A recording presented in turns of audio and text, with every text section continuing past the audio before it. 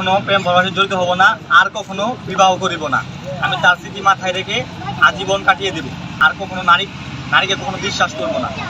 বাস্তব ঘটনা বলছি, জামালপুরের একটি ঘটনা। ছেলেটার নাম হলো ঈশান মাহমুদ। নাম কি? 3 বছরের প্রেম। কয় বছর? 3 বছরের প্রেম। 3 বছরের প্রেম সম্পর্ক করে বিয়ে করলো।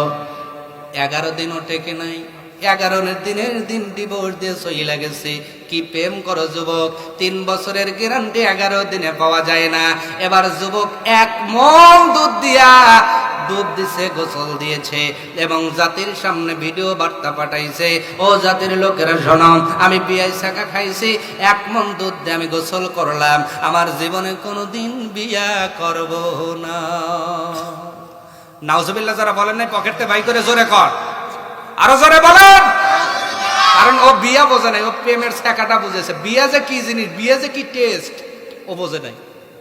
কারণ বুঝবে কেমন করে? কারণ চুন খায়া মুক্তা দিছে, দই দিয়ে ভয় লাগতেছে। কথা কর না কেন? প্রেম হলো চুন, বিয়াটা হলো দই। সুবহানাল্লাহ কা।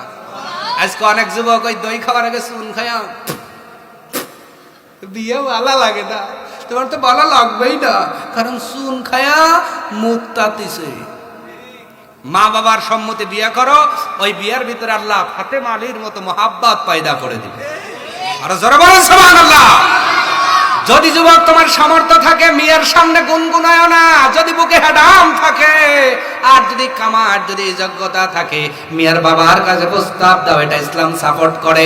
যা বলো কাকা, ও চাচা, নিজে না পারলে হুজুরকে পাঠাইও, হুজুর একটু প্রস্তাবটা পাঠান না, ওই মেয়েটার একটু বিবাহ করতে চাই। বিয়ে করবে না, কারণ ও নিজেই এখনো বাপের কান্দে ঘা। এই জন্য খালি মিস কল পার্টি। কথা কর।